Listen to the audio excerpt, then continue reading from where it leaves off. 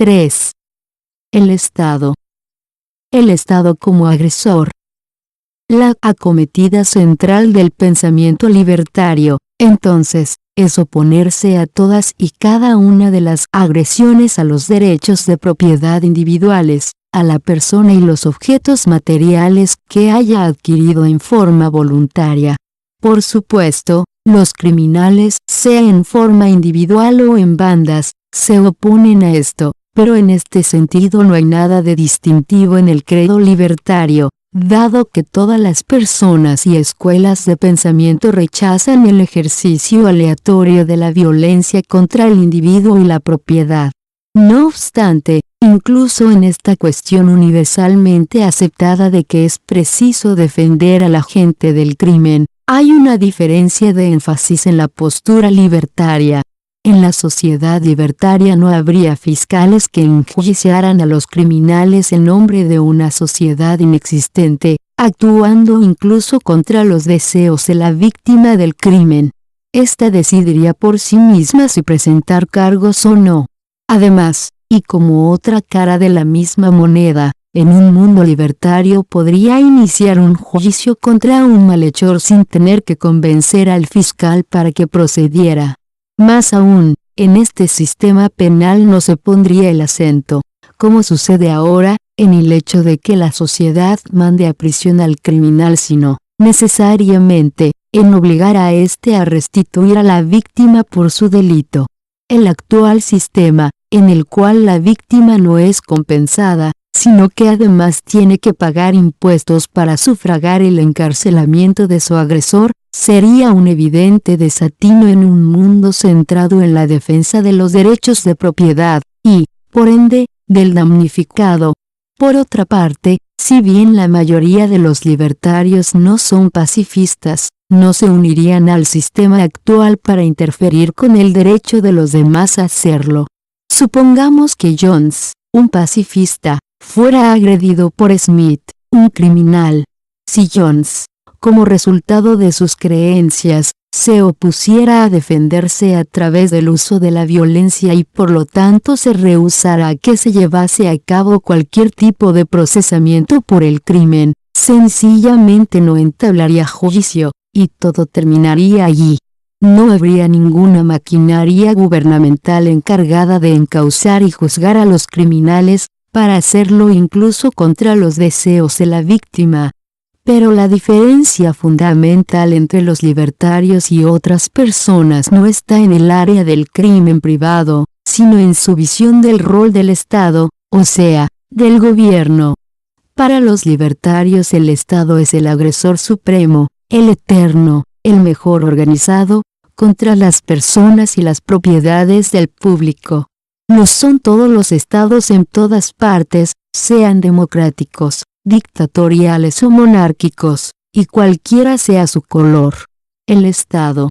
Siempre se ha considerado que el gobierno, sus dirigentes y operadores están por encima de la ley moral general. Los Pentagon Papers son solo una reciente instancia, entre una innumerable cantidad de instancias en la historia de los hombres, la mayoría de los cuales son perfectamente honorables en sus vidas privadas, pero mienten en su actuación pública. ¿Por qué? Por razones de Estado. El servicio al Estado excusa todas aquellas acciones que serían consideradas inmorales o criminales si fueran cometidas por ciudadanos privados.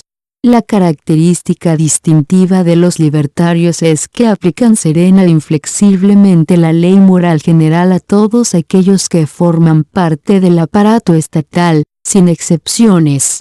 Durante siglos, el Estado, o, más precisamente, los individuos que actúan como miembros del gobierno, ha encubierto su actividad criminal con una retórica altisonante.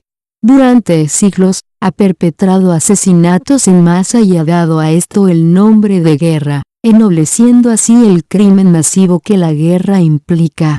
Durante siglos, ha esclavizado a los hombres en sus ejércitos denominando a esta esclavitud servicio militar obligatorio para el servicio nacional. Durante siglos, ha robado a la gente a punta de bayoneta y ha llamado a esto recaudación de impuestos. En realidad, si se desea saber cómo ve el libertario al Estado y a cualquiera de sus actos, basta con pensar en el Estado como en una organización criminal, y la actitud libertaria resultará perfectamente lógica. Consideremos, por ejemplo, qué es lo que distingue claramente al gobierno de todas las demás organizaciones de la sociedad. Muchos politólogos y sociólogos han oscurecido esta distinción vital y se refieren a todas las organizaciones y grupos como jerárquicos, estructurados, gubernamentales, etc. Los anarquistas de izquierda, por ejemplo, se oponen del mismo modo al gobierno y a las organizaciones privadas como las corporaciones, sobre la base de que ambos son igualmente elitistas y coercitivos. Pero el libertario de derecha no se opone a las desigualdades, y su concepto de coerción se refiere solo al uso de la violencia. Para él existe una distinción crucial entre el gobierno, sea central, estatal o municipal, y todas las demás instituciones de la sociedad. O, mejor dicho, dos distinciones cruciales. La primera es que todas las demás personas o grupos reciben sus ingresos por pagos voluntarios, sea por una contribución voluntaria o por obsequio, por ejemplo, los fondos de beneficencia comunitarios o el club de bridge, o mediante la adquisición voluntaria de sus bienes o servicios en el mercado. Es el caso del dueño de un almacén, del jugador de béisbol, del fabricante de acero, etc. Solo el gobierno obtiene sus ingresos mediante la coerción y la violencia, es decir, por amenaza directa de confiscación o prisión si no se realiza el pago. Este gravamen coercitivo es la recaudación de impuestos. Una segunda distinción es que, exceptuando a los criminales, solo el gobierno puede utilizar sus fondos para cometer actos de violencia contra sus ciudadanos o contra otros. Únicamente el gobierno puede prohibir la pornografía, imponer un culto religioso o enviar a prisión a quienes venden bienes a un precio mayor que el él juzga adecuado. Ambas distinciones, por supuesto, pueden resumirse así: en la sociedad, solo el gobierno tiene el poder de agredir los derechos de propiedad de sus ciudadanos, sea para extraer rentas, para imponer su código moral o para asesinar a aquellos con quienes disiente. Además, todos y cada uno de los gobiernos, hasta los menos despóticos, han obtenido siempre la parte más importante de sus ingresos mediante la recaudación coercitiva de impuestos. A lo largo de la historia ha sido el principal responsable de la esclavitud y la muerte de innumerables seres humanos. Y puesto que los libertarios rechazan de modo fundamental toda agresión contra los derechos de la persona y de la propiedad, se oponen a la institución del Estado por ser inherentemente el mayor enemigo de esos preciados derechos. Existe otra razón por la cual la agresión del Estado ha sido mucho más importante que la privada, y que va más allá de la mayor organización y movilización central de recursos que sus dirigentes pueden imponer. Esa razón es la falta de control sobre la depredación estatal, un control que sí existe cuando se trata de los ladrones o la mafia.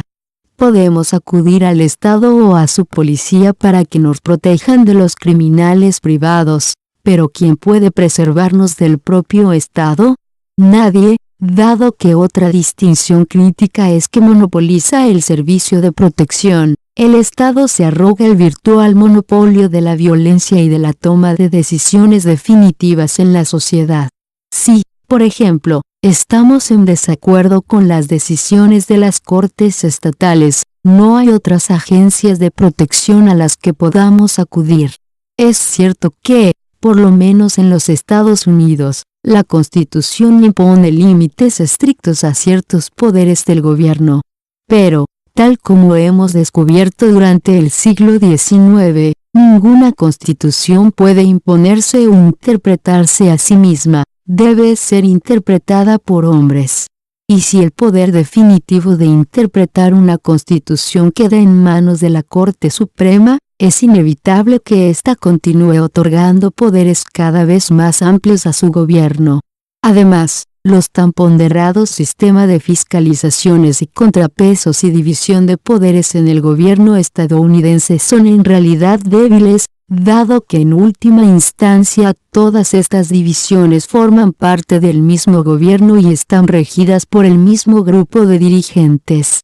Uno de los más brillantes teóricos políticos de los Estados Unidos, John C. Calhoun, escribió proféticamente acerca de la tendencia inherente de un Estado a romper los límites de su constitución escrita. Una constitución escrita seguramente tiene muchas y considerables ventajas, pero es un grave error suponer que la mera inserción de provisiones para restringir y limitar los poderes del gobierno, sin investir a aquellos por cuya protección se incluyen esas provisiones con los medios para forzar su observancia, será suficiente para impedir que el partido mayoritario y dominante abuse de sus poderes. El partido que esté en posesión del gobierno estará a favor de los poderes otorgados por la Constitución y se opondrá a las restricciones pensadas para limitarlos. Como partido mayoritario y dominante, no necesitará esas restricciones para su protección. Un partido minoritario o más débil, por el contrario, tomará la dirección opuesta y las considerará esenciales para su protección contra el partido dominante. Pero si carece de los medios para obligar al partido mayoritario a observar las restricciones, su única salida será una estricta interpretación de la Constitución.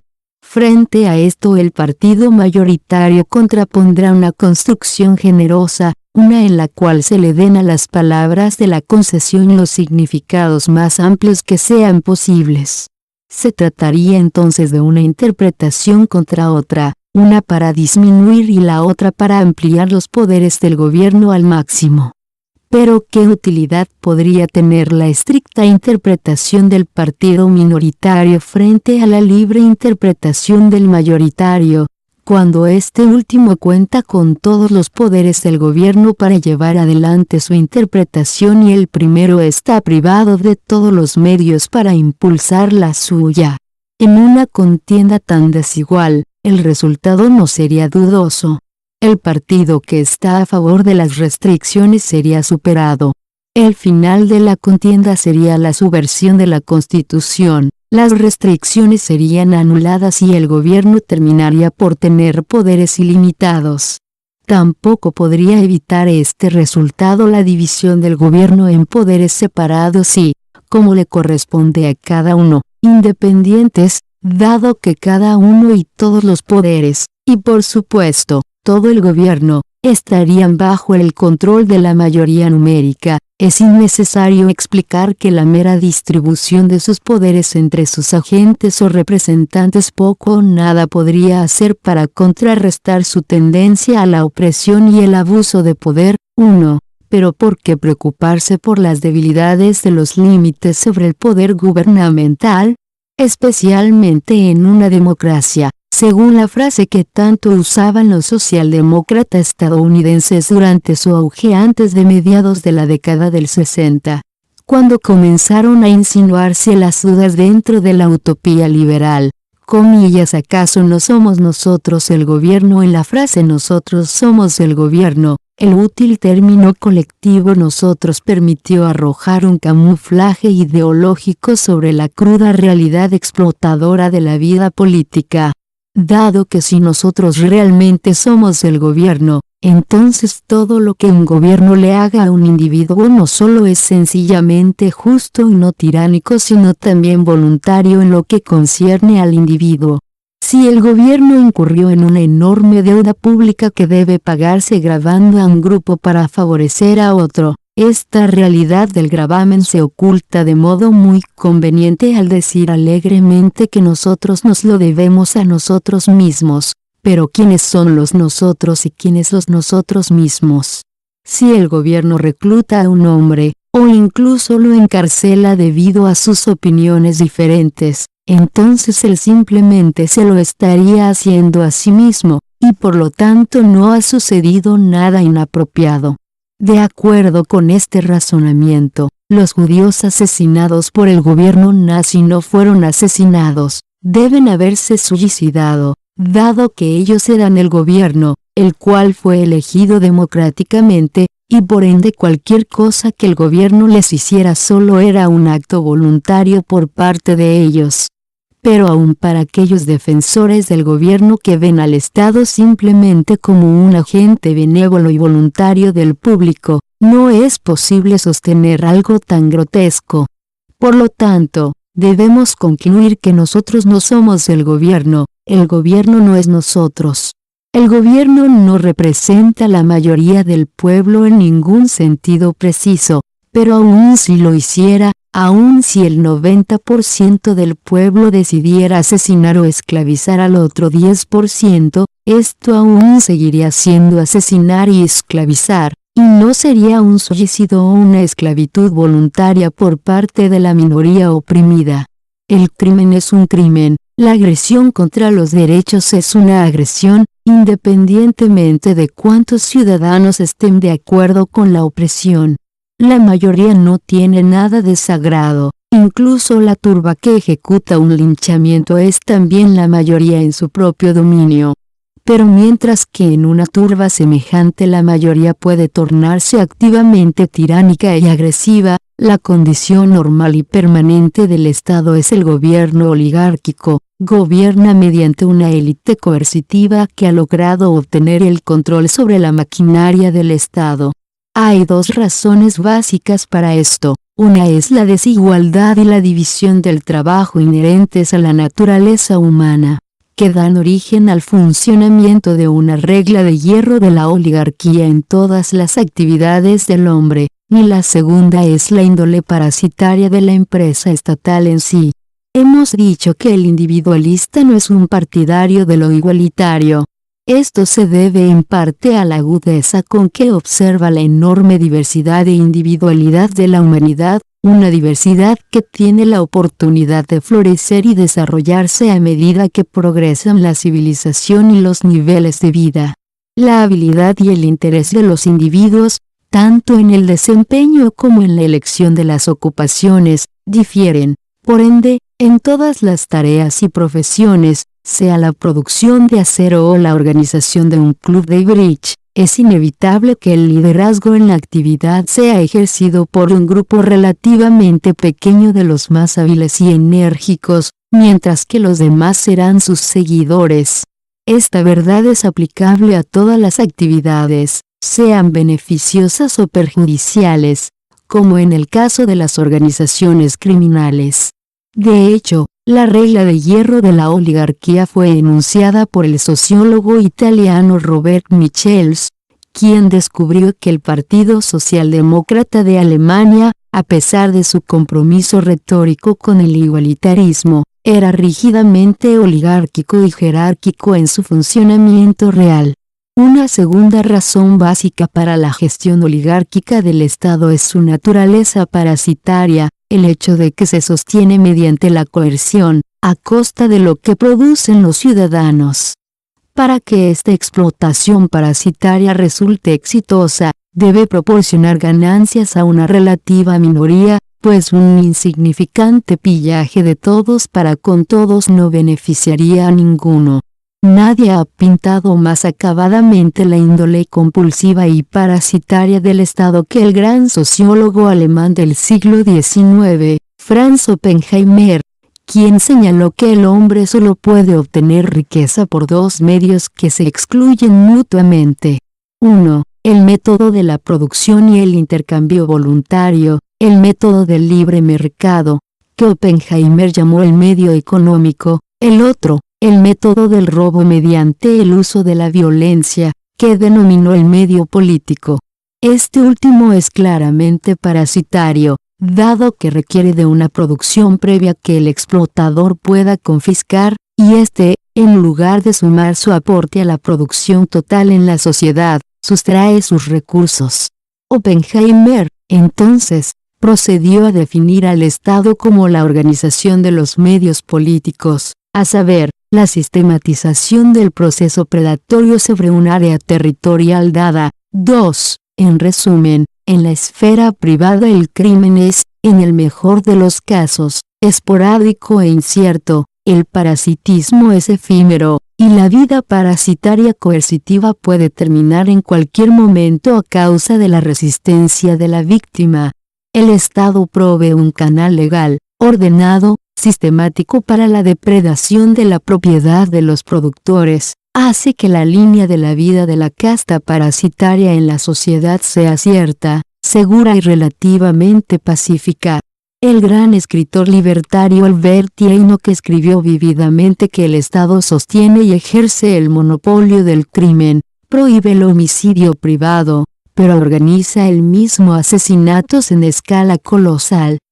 Castiga el robo privado, pero echa mano inescrupulosamente de lo que quiere, sea propiedad del ciudadano o de un extranjero. 3. Al principio, por supuesto, resulta sorprendente considerar los impuestos como un robo y, consecuentemente, al gobierno como una banda de ladrones. Pero cualquiera que siga pensando que se trata de un pago en cierta medida voluntario puede ver qué sucede si decide no pagar. El gran economista Joseph Schumpeter, que no era en absoluto un libertario, escribió que el Estado vive de réditos producidos en la esfera privada para propósitos privados y debe desviarlos de estos propósitos mediante la fuerza política.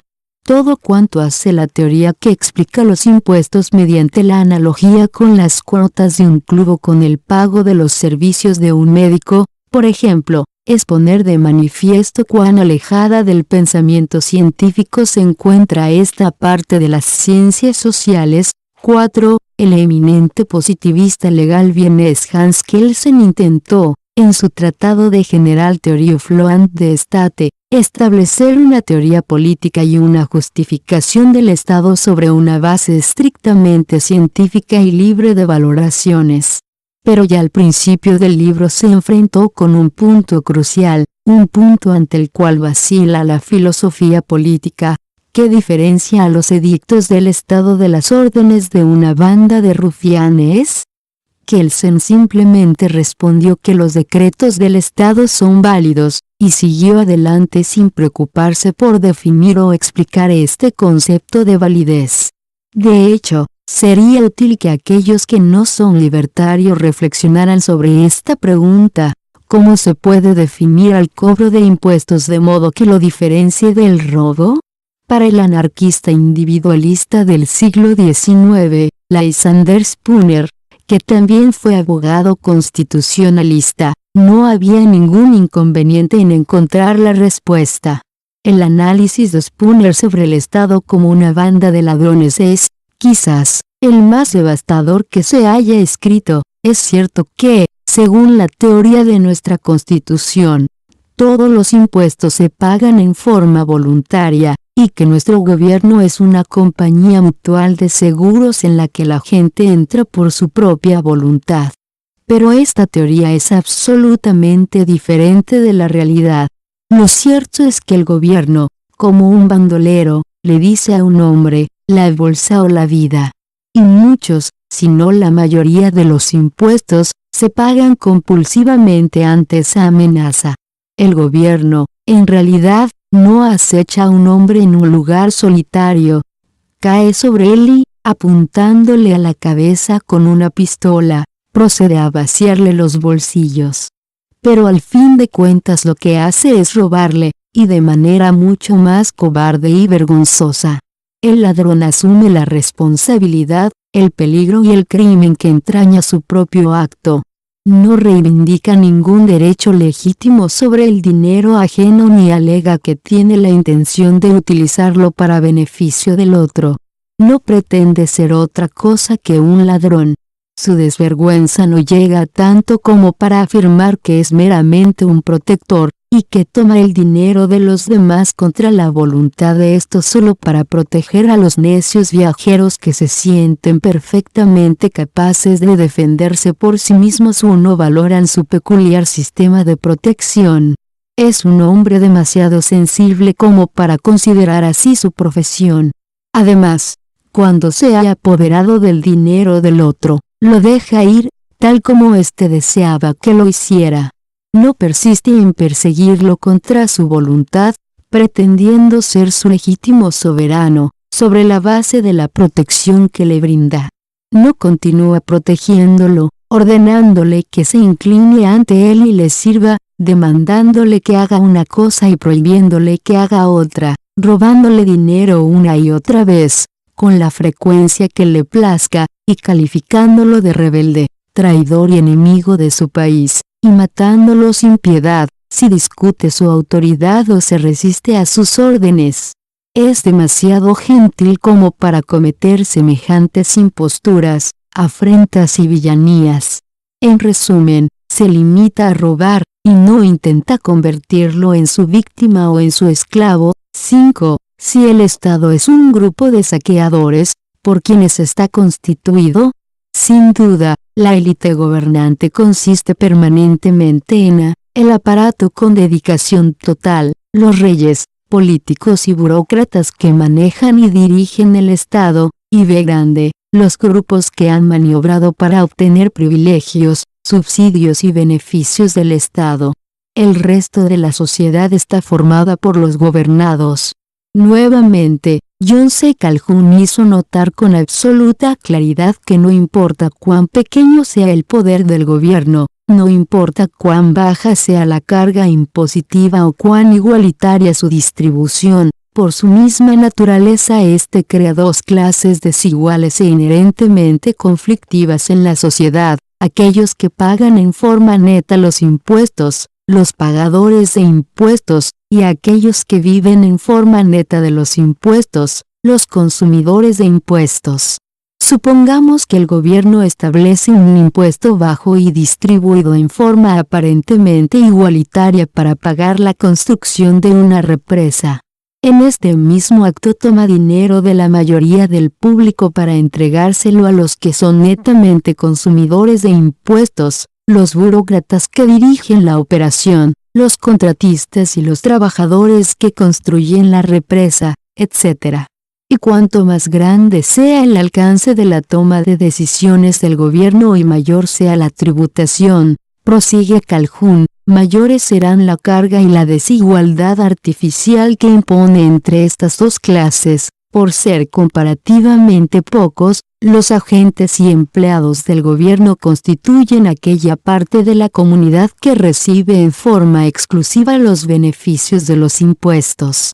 Todo cuanto se toma de la comunidad en concepto de gravámenes, si no se pierde, lo perciben ellos en forma de pago de sueldos o gastos.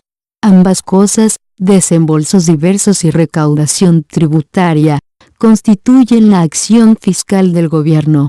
Son correlativas. Todo lo que se saca de la comunidad con el nombre de impuestos es transferido a aquella porción de la comunidad constituida por los receptores en forma de pagos de desembolsos diversos. Pero como los receptores son solo una parte de la comunidad, la conclusión es, considerando conjuntamente las dos instancias del proceso fiscal, que su acción debe ser desigual entre los pagadores de impuestos y los receptores de sus beneficios. No podría ser de otra manera, salvo que lo que se recolectara de cada individuo como impuestos le fuera retornado en forma de desembolso, cosa que haría al proceso ineficaz y absurdo. Entonces, el resultado necesario de la acción fiscal desigual del gobierno es dividir a la comunidad en dos grandes clases: los que en verdad pagan los gravámenes y, por supuesto, cargan exclusivamente con el peso de sostener al gobierno, y los que reciben los beneficios a través de los desembolsos y, de hecho, son sustentados por el gobierno. En pocas palabras, dividirle entre pagadores de impuestos y consumidores de impuestos. Pero el efecto de esto es ponerlos en relaciones antagónicas respecto de la acción fiscal del gobierno, y de todo el curso de la política conectado con esta, dado que cuanto más elevados sean los impuestos y los desembolsos, mayores serán las ganancias de unos y las pérdidas de los otros, y viceversa. El efecto del mismo aumento, entonces, es enriquecer y fortalecer a unos, y empobrecer y debilitar a los otros. 6. Si el Estado ha sido dirigido, siempre y en todas partes, por una oligarquía depredadora, ¿cómo pudo mantener su gobierno sobre la masa de la población? La respuesta, tal como lo destacó el filósofo David Hume, hace 2 siglos, es que en el largo plazo todo gobierno, no importa cuán dictatorial sea, descansa en el apoyo de la mayoría de los ciudadanos. Ahora bien, esto, como es obvio, no hace que estos gobiernos sean voluntarios, dado que la misma existencia de la tributación y de otros poderes coercitivos muestra cuánta coacción debe ejercer el Estado. En lo que respecta al apoyo de la mayoría, no necesariamente es vehemente y entusiasta, bien puede ser solo obediencia y resignación. La conjunción que se expresa en la famosa frase muerte e impuestos implica una aceptación pasiva y resignada de la inevitabilidad del Estado y sus impuestos, algo que se da por sentado. Por su parte, los consumidores de impuestos, grupos que se benefician con las operaciones del Estado, por supuesto serán entusiastas defensores del mecanismo estatal. Pero son solo una minoría. ¿Cómo puede, entonces, asegurarse el acatamiento y la aquiescencia de la masa de la población? Aquí llegamos al problema central de la filosofía política, esa rama de la filosofía que tiene que ver con la política, el ejercicio de la violencia regulada, el misterio de la obediencia civil. Porque la gente obedece los edictos y acepta las depredaciones de la élite gobernante.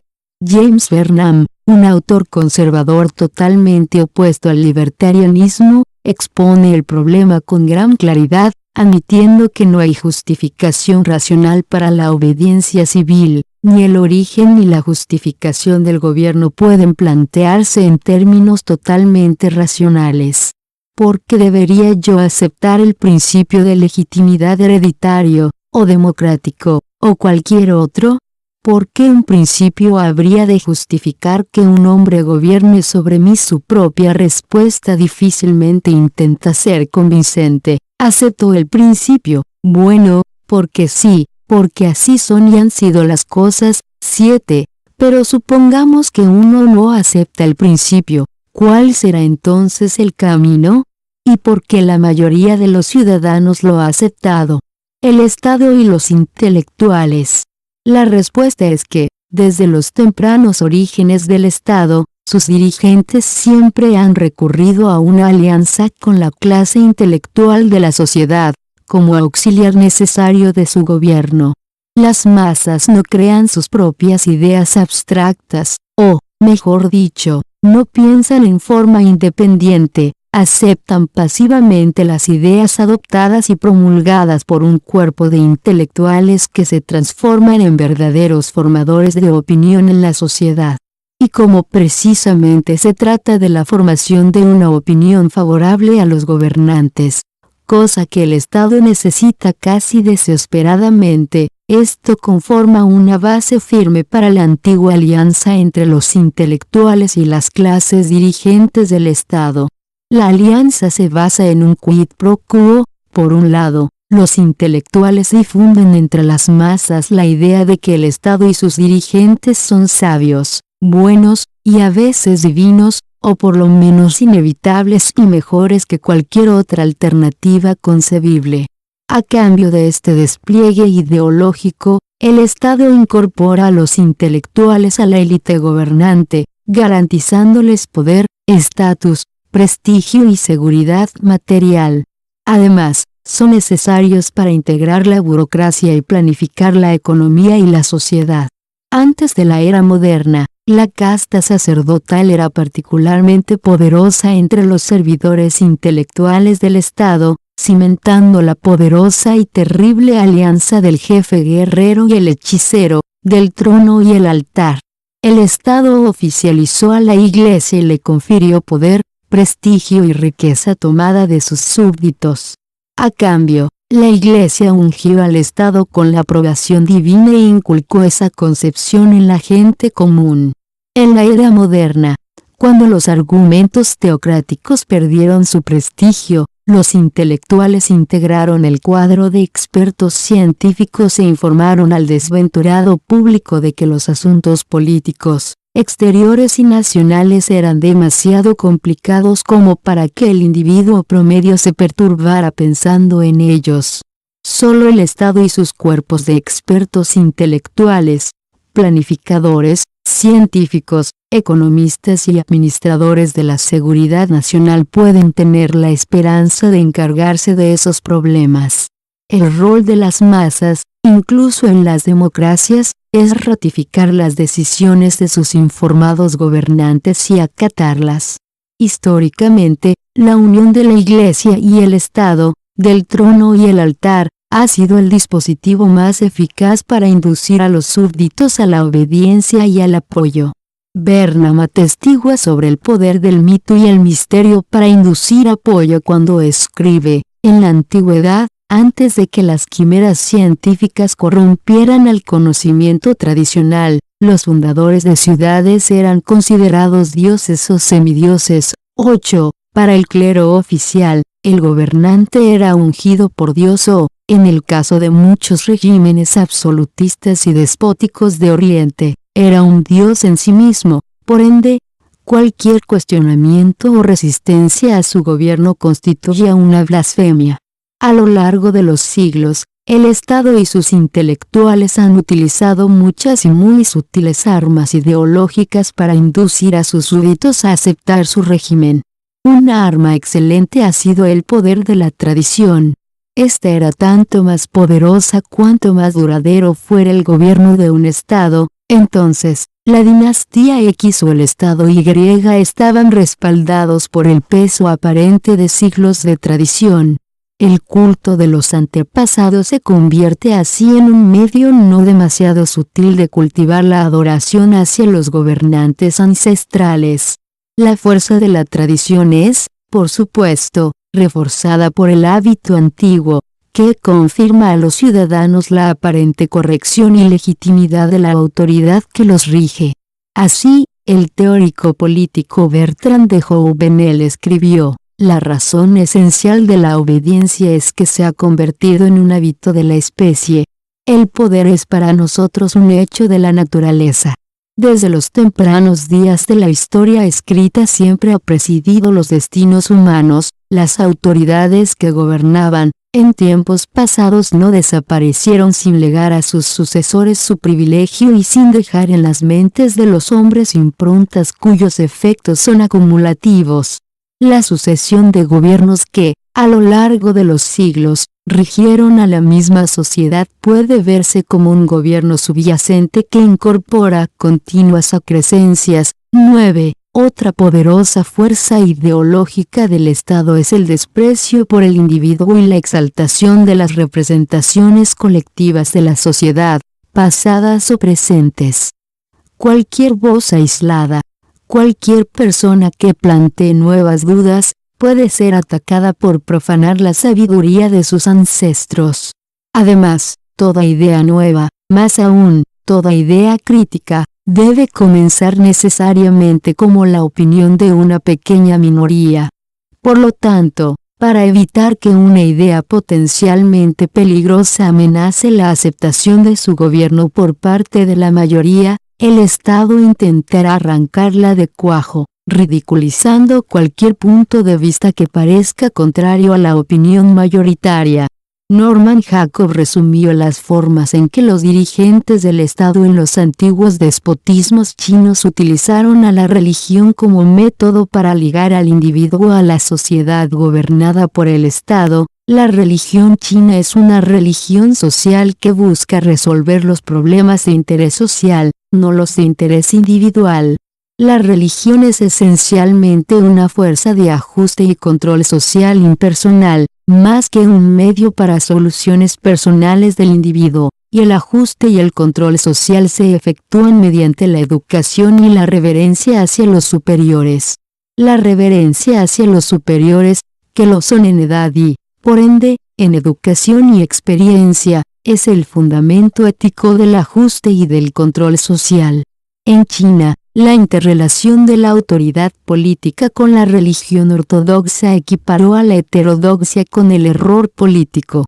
La religión ortodoxa era particularmente activa en la persecución y destrucción de las sectas heterodoxas, para lo cual contaba con el respaldo del poder secular. 10. La tendencia general del gobierno a buscar y desbaratar cualquier visión heterodoxa fue subrayada, con un estilo particularmente ingenioso y ameno, por el escritor libertario H. L. Mencken. Todo lo que el gobierno puede ver en una idea original es un cambio potencial, y por ende, una invasión de sus prerrogativas. El hombre más peligroso, para cualquier gobierno, es aquel capaz de pensar las cosas por sí mismo, sin prestar atención a las supersticiones y los tabúes prevalecientes. De modo casi inevitable, llega a la conclusión de que el gobierno bajo el cual vive es deshonesto, demente e intolerable, y entonces, si es un romántico, intenta cambiarlo. Y aun si no lo es, tiene la aptitud de difundir el descontento entre aquellos que lo son. 11. Para el Estado, también es particularmente importante que su gobierno parezca inevitable, incluso si los ciudadanos lo detestan. Como suele suceder, todo cuanto enfrentará será la pasiva resignación expresada en la familiar conjunción de muerte e impuestos. Uno de sus métodos consiste en apelar al determinismo histórico. Si el Estado X nos gobierna, es porque así lo decretaron de modo inevitable las inexorables leyes de la historia, o la voluntad divina, o el absoluto, o las fuerzas productivas materiales, y nada que puedan hacer algunos individuos insignificantes cambiará lo inevitable. También es importante que el Estado inculque a los ciudadanos aversión hacia cualquier afloramiento de lo que ahora se conoce como la teoría conspirativa de la historia, dado que la búsqueda de conspiraciones, por erróneos que puedan ser sus resultados, y a menudo lo son, significa una búsqueda de motivos y una atribución de responsabilidad individual para los delitos cometidos históricamente por las élites gobernantes. Si, no obstante, algún acto tiránico o venal o alguna guerra agresiva impuesta por el Estado no se llevó a cabo por la acción de ciertos gobernantes en particular sino por fuerzas sociales misteriosas y arcanas, o por la imperfección reinante en el mundo, o si, de alguna manera, todos fueron culpables, somos todos asesinos, proclama el eslogan común, entonces no tiene sentido indignarse ante esas fechorías. Además, el descrédito de las teorías conspirativas, o, en realidad, de cualquier ataque del determinismo económico, hará que los ciudadanos sean más proclives a creer en las razones del bienestar general de que se vale invariablemente el Estado moderno para involucrarse en cualquier acción agresiva. La autoridad del Estado parece así inevitable.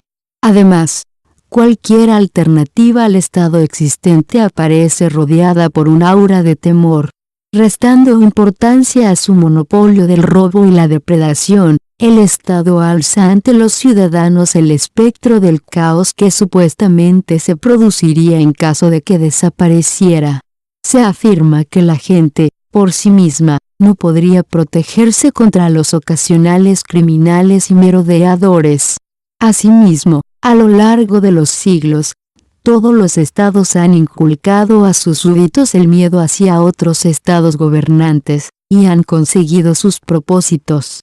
Ahora que el mundo entero ha sido dividido entre estados particulares, una de las doctrinas y tácticas básicas de los gobernantes de cada uno de ellos ha sido identificarse a sí mismos con el territorio que gobiernan. Como la mayoría de los hombres tiende a amar a su patria, la identificación de la tierra y de la población con el Estado es un medio para hacer que el patriotismo natural juegue a su favor. Si Ruritania es atacada por Moldavia, el Estado de Ruritania y sus intelectuales se apresuran a convencer al pueblo de que el ataque realmente se lleva a cabo contra ellos, y no simplemente contra la clase gobernante.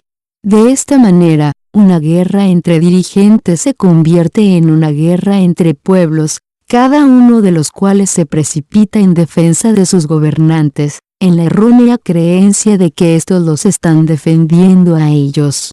Esta estratagema del nacionalismo ha tenido éxito particularmente en los últimos siglos. No hace mucho, al menos en Europa occidental, los pueblos consideraban las guerras como batallas irrelevantes entre grupos de nobles y sus séquitos. Otro método probado para torcer la voluntad de la gente es infundirle culpa.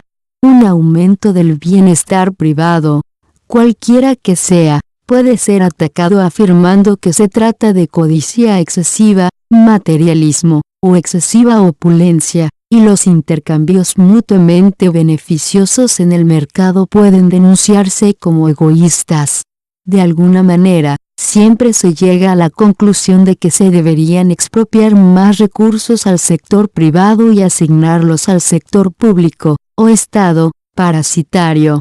Por lo general, el pedido al público para que produzca más recursos se expresa mediante un severo reclamo, por parte de la élite gobernante, de mayores sacrificios en aras de la riqueza nacional o el bienestar común. Sin embargo, de algún modo, mientras se supone que el pueblo debe sacrificarse y disminuir su codicia materialista, los sacrificios recaen siempre sobre él.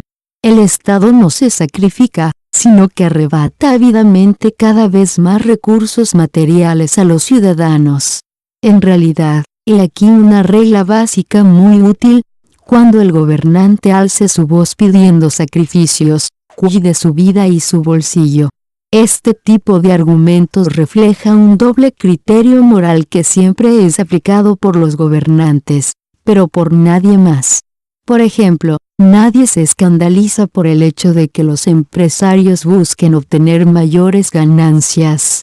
A nadie le sorprende que los trabajadores dejen puestos con bajos salarios por otros con salarios mayores. Este comportamiento se considera apropiado y normal.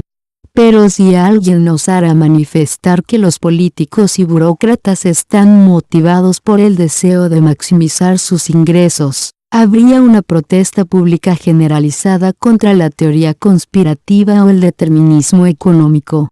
La opinión general, cuidadosamente cultivada, claro está, por el Estado mismo, es que los hombres se dedican a la política o ejercen el gobierno motivados solo por su preocupación por el bien común y el bienestar general.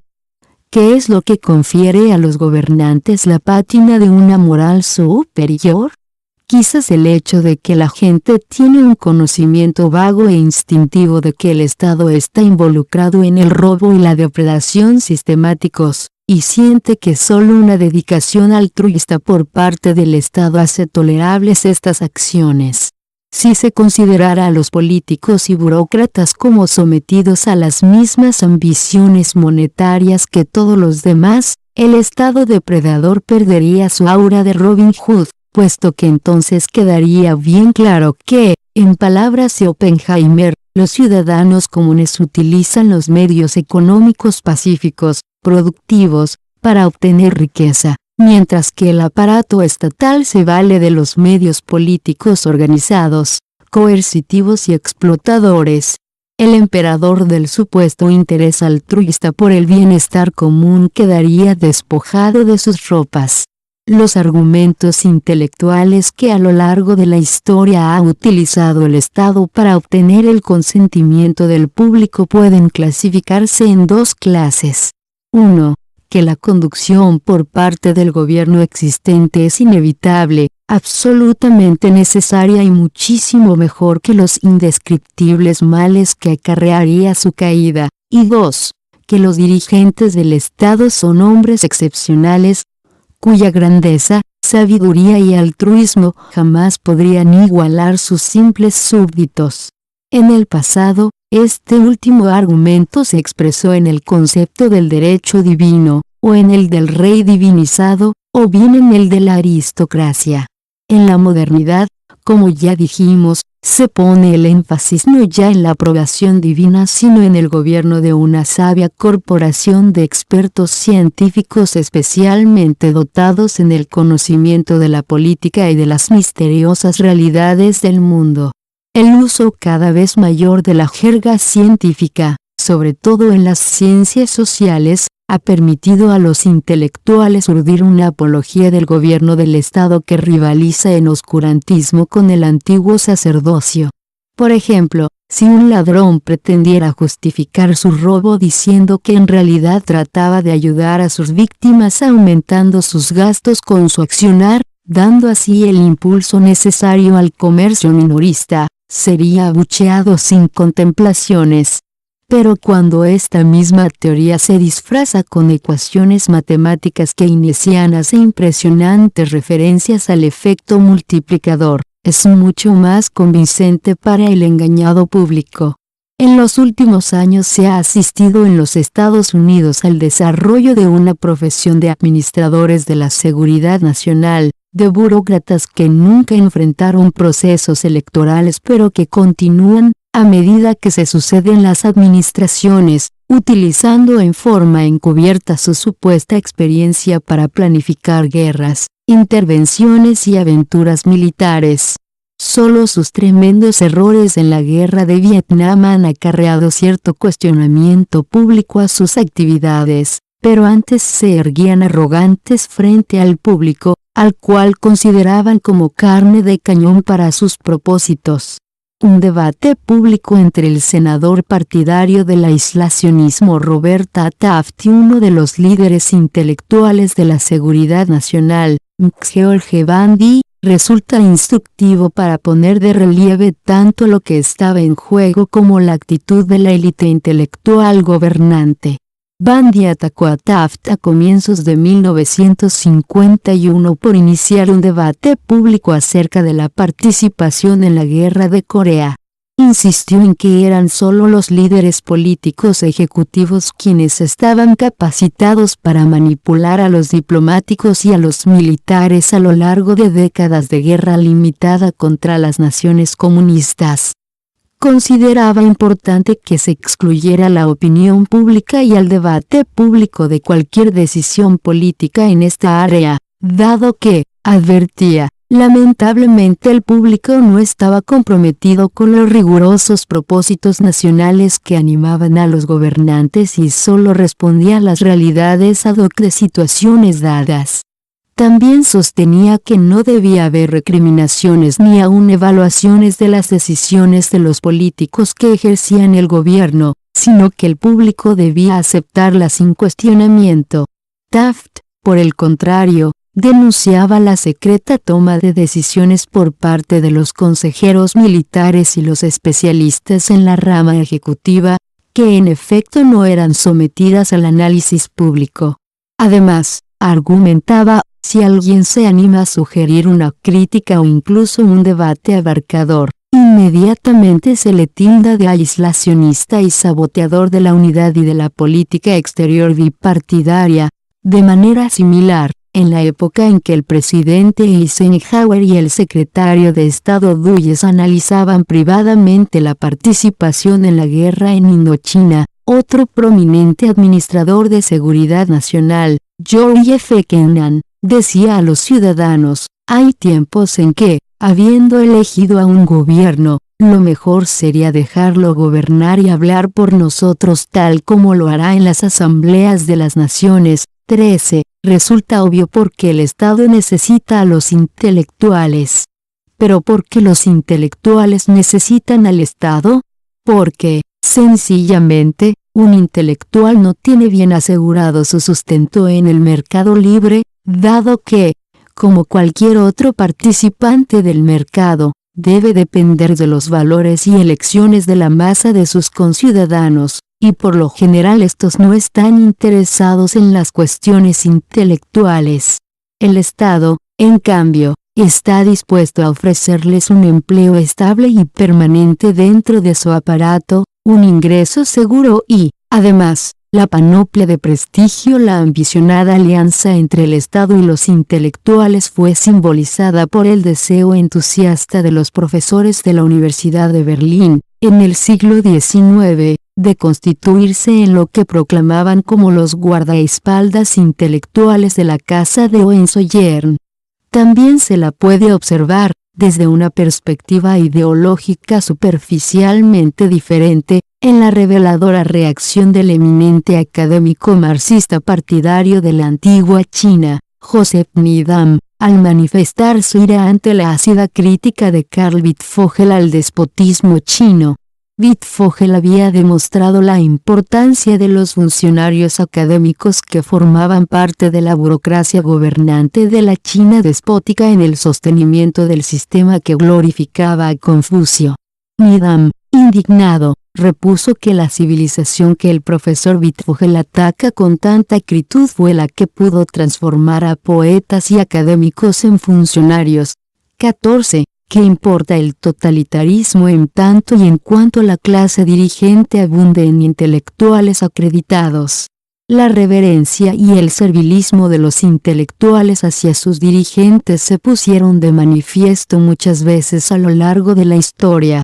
La contraparte estadounidense de los guardaespaldas intelectuales de la Casa de Hohenzollern es la actitud de tantos intelectuales liberales hacia el cargo y la persona del presidente.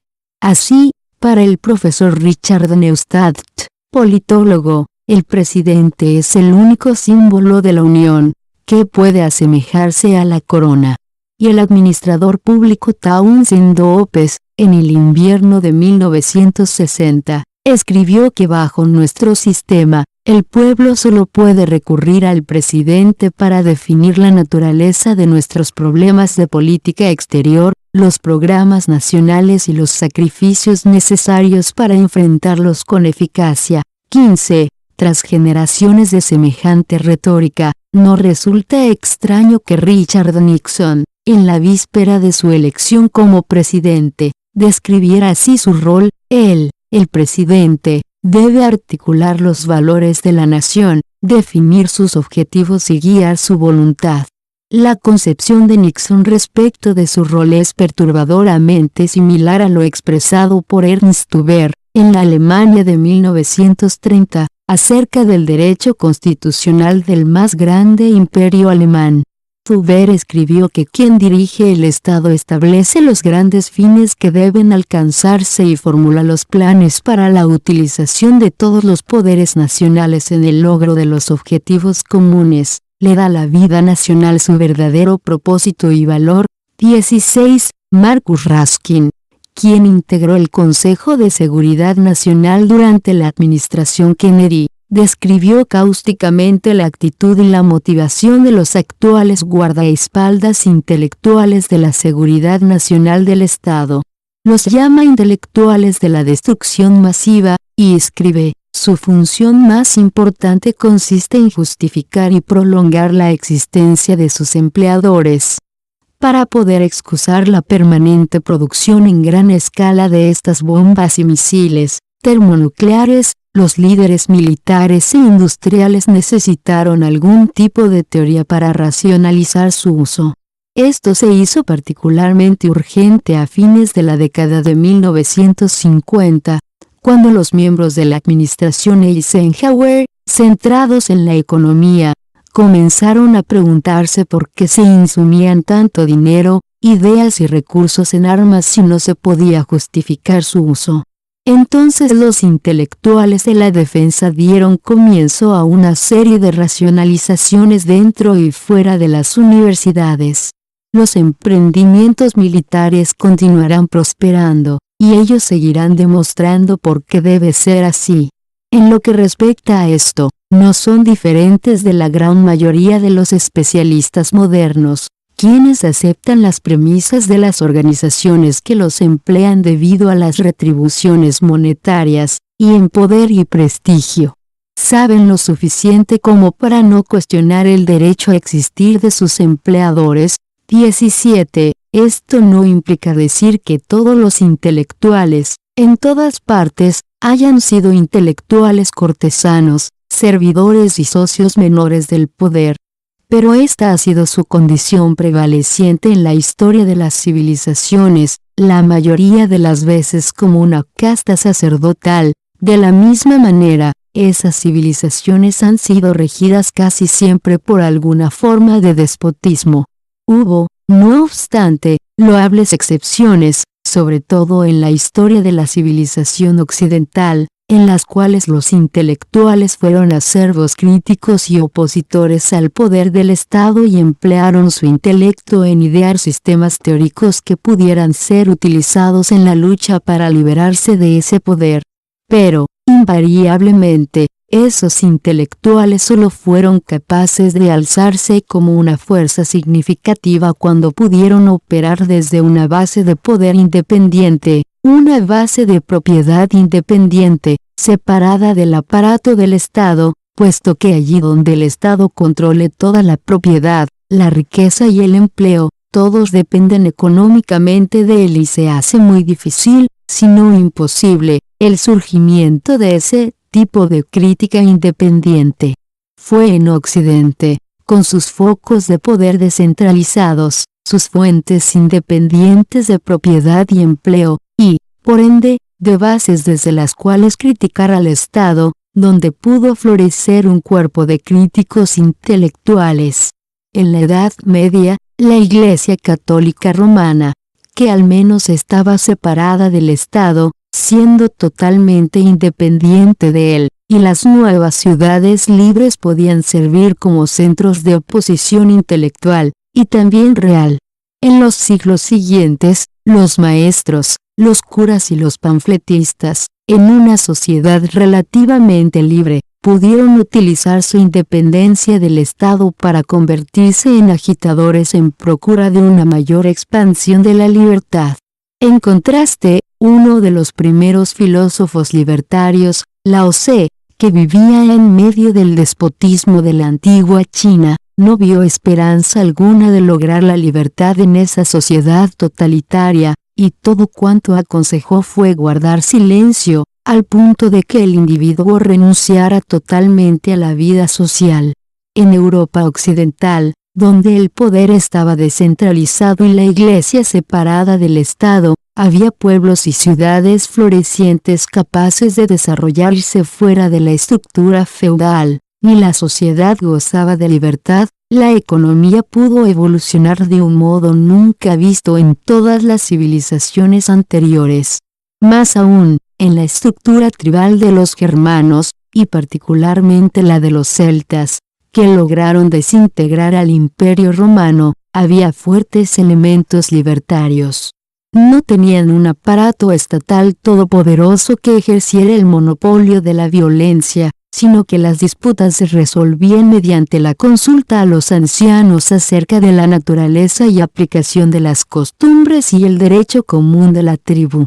El jefe por lo general era simplemente un líder guerrero a quien solo se le reclamaba que ejerciera su rol bélico cuando se preparaba una guerra con otras tribus. No había guerra permanente ni burocracia militar en las tribus. En Europa occidental, como en muchas otras civilizaciones, el modelo típico del origen del Estado no era por vía de un contrato social voluntario, sino al ocurrir la conquista de una tribu por otra. La tribu o el campesinado perdían así su libertad a manos de sus conquistadores. Al principio, la tribu conquistadora asesinaba y saqueaba a las víctimas y seguía su camino. Pero llegó un momento en que los vencedores decidieron que sería mucho más conveniente establecerse en los territorios conquistados, gobernarlos y saquearlos en forma permanente y sistemática.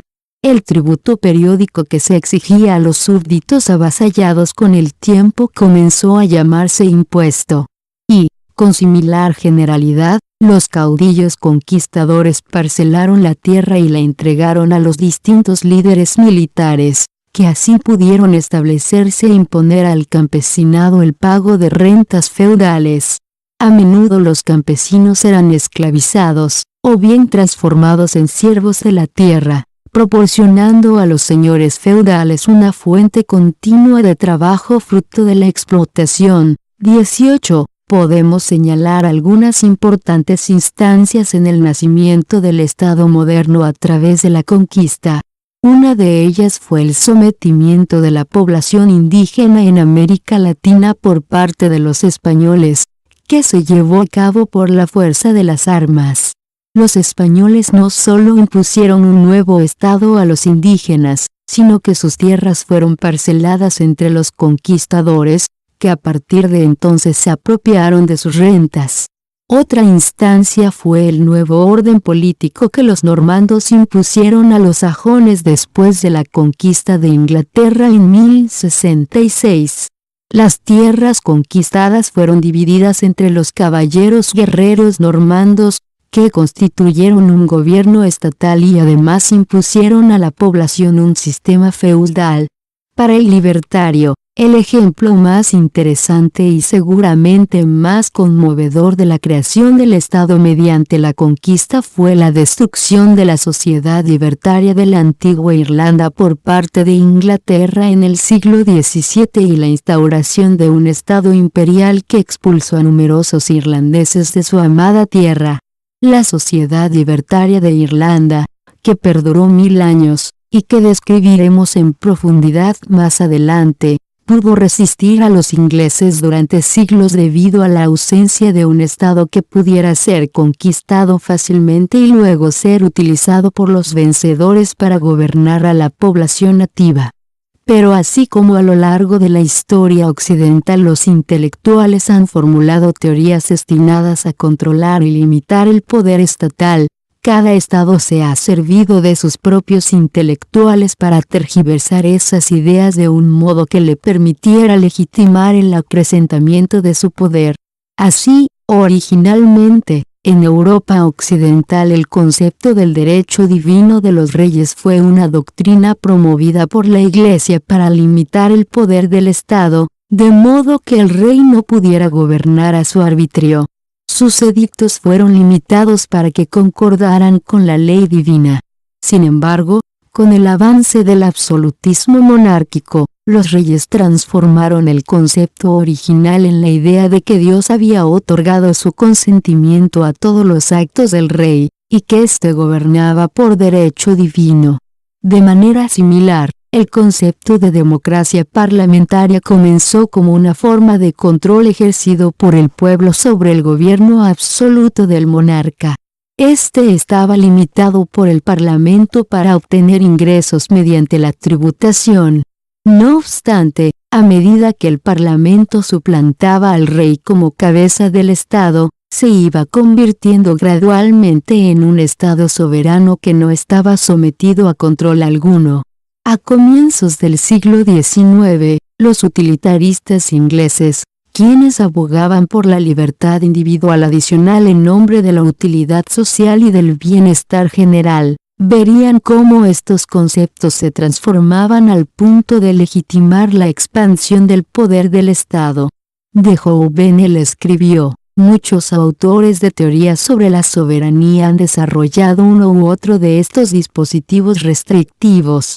Pero al final, cada una de esas teorías perdió, tarde o temprano, su propósito original, y se convirtió sencillamente en un trampolín para el poder, proveyéndole la poderosa ayuda de un soberano invisible con el cual podría identificarse exitosamente llegado el momento. 19. Sin duda, el intento más ambicioso que registra la historia en cuanto a imponer límites al Estado fue la Declaración de Derechos y otras partes restrictivas de la Constitución de los Estados Unidos. Aquí, los límites al gobierno se pusieron por escrito y se convirtieron en ley fundamental, que sería interpretada por un aparato judicial supuestamente independiente de las otras ramas del gobierno. Todos los estadounidenses están familiarizados con el proceso mediante el cual el profético análisis de John C. Calhoun ha sido justificado. Durante los últimos 150 años el monopolio judicial del Estado ha ampliado de modo inexorable la estructura del poder estatal. Pero pocos han tenido la perspicacia del profesor liberal Charles Black, quien aprueba el proceso, para ver que el Estado ha sido capaz de transformar la revisión judicial, que era un dispositivo limitante, en un poderoso instrumento legitimador de sus acciones ante el público. Si un decreto judicial de inconstitucionalidad constituye un importante control sobre el poder gubernamental, Así también el veredicto de constitucionalidad es una poderosa arma para lograr la aceptación pública del siempre creciente poder del Estado. El profesor Black comienza su análisis destacando la necesidad crucial de legitimidad que tiene cualquier gobierno para perdurar, es decir, la aceptación mayoritaria básica del gobierno y sus actos. Sin embargo, la aceptación de la legitimidad se convierte en un verdadero problema en un país como los Estados Unidos, donde las limitaciones sustantivas están estructuradas dentro de la teoría sobre la cual se asienta el gobierno. Lo que se necesita, agrega Black, es un método mediante el cual el gobierno pueda asegurarle al público que el aumento constante de sus poderes es en realidad constitucional. Y esta, concluye, ha sido la principal función histórica de la revisión judicial.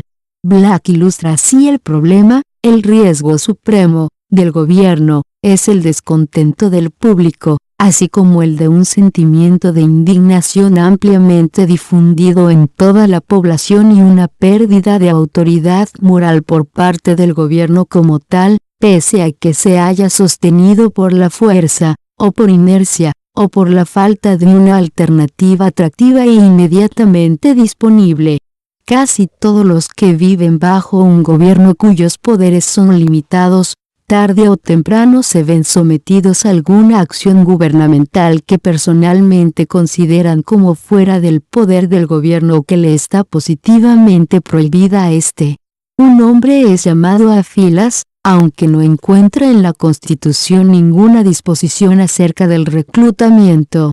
A un agricultor se le dice cuánto trigo puede cultivar, él cree, y descubre que algunos abogados respetables también lo creen, que el gobierno tiene tanto derecho a decirle cuánto trigo puede cultivar como a indicar a su hija con quién puede casarse. Un hombre es encerrado en la penitenciaría federal por decir lo que piensa, y va y viene por su celda recitando: el Congreso no aprobará ninguna ley que restrinja la libertad de expresión. A un empresario se le fija el precio que puede, y debe, pedir por la manteca.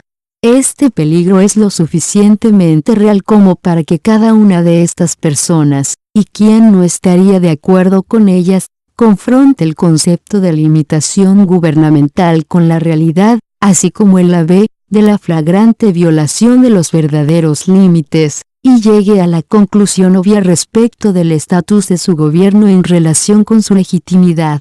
El Estado evita este peligro, agrega Black, proponiendo la doctrina de que alguna agencia debe tener la decisión final sobre la constitucionalidad, y que esta agencia tiene que ser parte del mismo gobierno federal.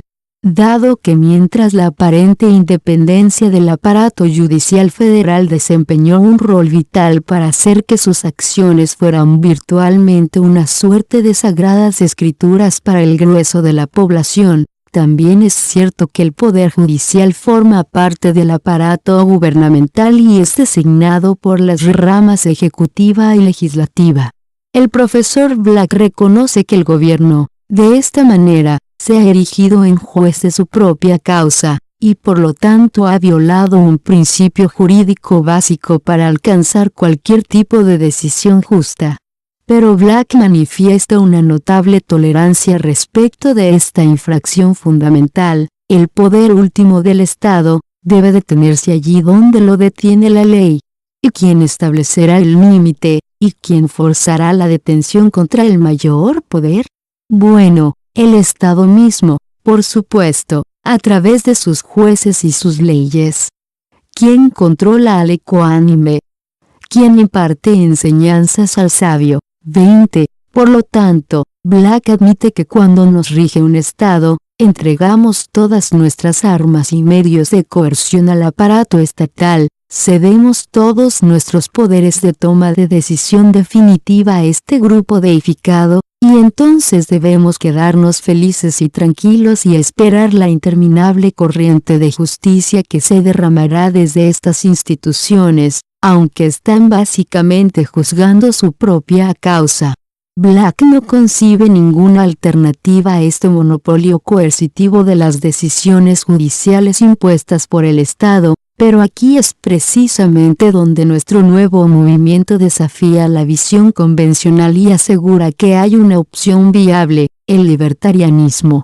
Al no ver esta alternativa, el profesor Black cae en el misticismo en su defensa del Estado, dado que en último análisis se encuentra que el hecho de que el Estado logre la justicia y la legitimidad en el perpetuo juzgamiento de su propia causa es algo milagroso. De esta manera, el socialdemócrata Black se une al conservador Burnham, al creer en prodigios y, por ende, admitir que no hay un argumento racional satisfactorio en defensa del Estado. Aplicando su visión realista de la Corte Suprema al famoso conflicto entre la Corte y el New Deal en la década de 1930, el profesor Black increpa a sus colegas socialdemócratas por su miopía al denunciar el obstruccionismo judicial, la versión estándar de la historia del New Deal y la Corte, aunque precisa a su manera, pone el énfasis donde no debe estar. Se concentra en las dificultades, y casi olvida cómo sucedió todo. El resultado de la cuestión fue, y esto es lo que me gusta destacar, que después de unos 24 meses de oposición, la Corte Suprema, sin un solo cambio en la ley que establece su composición, o en realidad, en los miembros que la constituyen, otorgó su sanción a la legitimidad del New Deal, y a toda la nueva concepción del gobierno en los Estados Unidos. Las cursivas son del autor. De esta manera, la Corte Suprema dio el golpe de gracia a los numerosos estadounidenses que tenían fuertes objeciones constitucionales para los amplios poderes del New Deal. Por supuesto, no todos están satisfechos.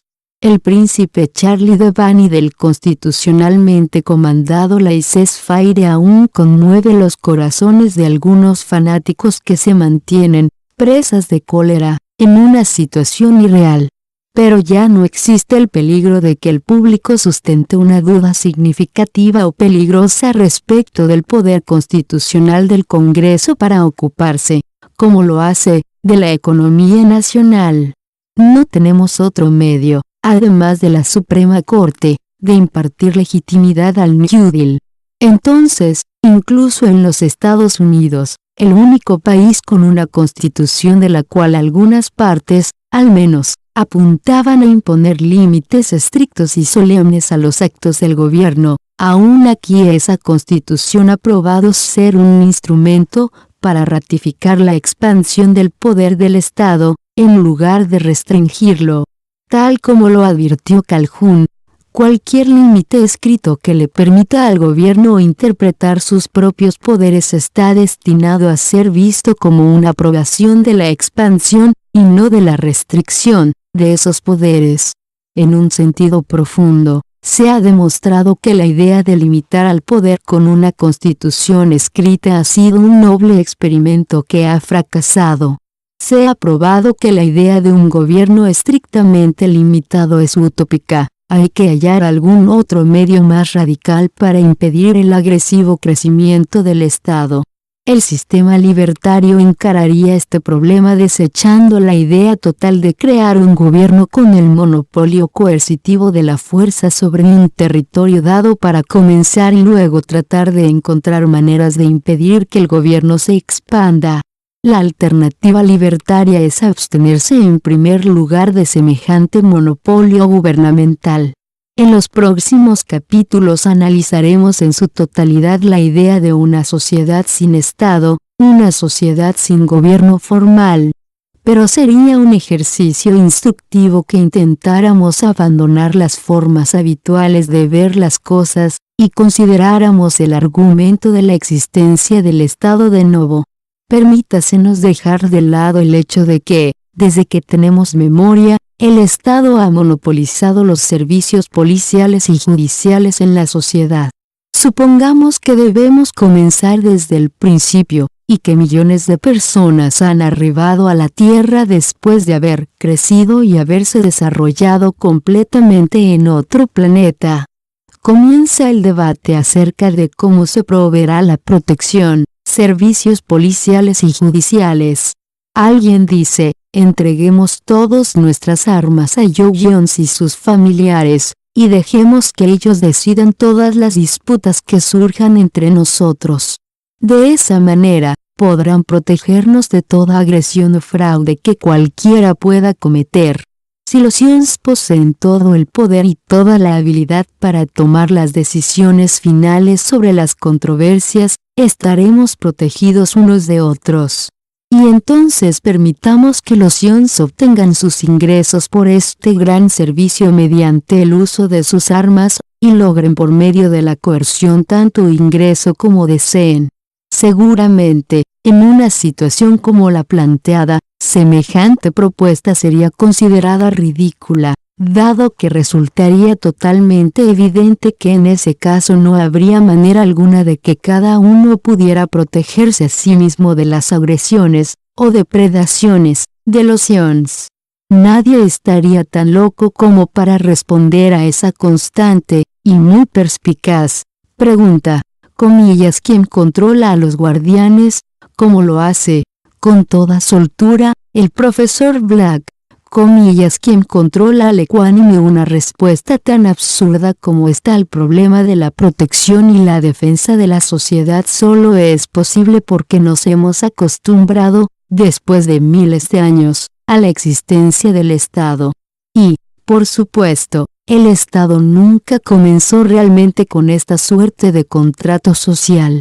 Tal como lo señaló Oppenheimer, tuvo su principio en medio de la violencia y la conquista, aun si algunas veces hubo procesos internos que dieron lugar al Estado, obviamente nunca fue por consenso o contrato general. El credo libertario puede resumirse ahora como 1. El derecho absoluto de cada hombre a la propiedad de su cuerpo. 2. El mismo derecho igualmente absoluto a poseer, y por ende a controlar, los recursos materiales que haya encontrado y transformado. Y 3. En consecuencia, el derecho absoluto a intercambiar o entregar la propiedad de esos títulos a quien quiera que esté dispuesto a intercambiarlos o recibirlos. Tal como hemos visto, cada uno de estos pasos involucra derechos de propiedad, pero incluso si llamamos al paso 1, derechos personales, veremos que los problemas respecto de la libertad personal involucran de modo inextricable los derechos de la propiedad material o el libre intercambio. O, en suma, los derechos a la libertad personal y a la libertad de empresa casi invariablemente se entrelazan y no pueden en realidad ser separados. Hemos visto que el ejercicio de la libertad de expresión personal, por ejemplo, conlleva casi siempre el ejercicio de la libertad económica, es decir, la libertad de poseer e intercambiar la propiedad material. La realización de una reunión para ejercer la libertad de expresión implica alquilar un espacio, viajar hacia ese espacio a través de caminos y utilizar alguna forma de transporte, etc. La libertad de prensa, estrechamente relacionada, involucra en forma aún más evidente el costo de impresión y la utilización de una imprenta, ni la venta de los folletos a compradores dispuestos a adquirirlos. En resumen, todos los ingredientes de la libertad económica.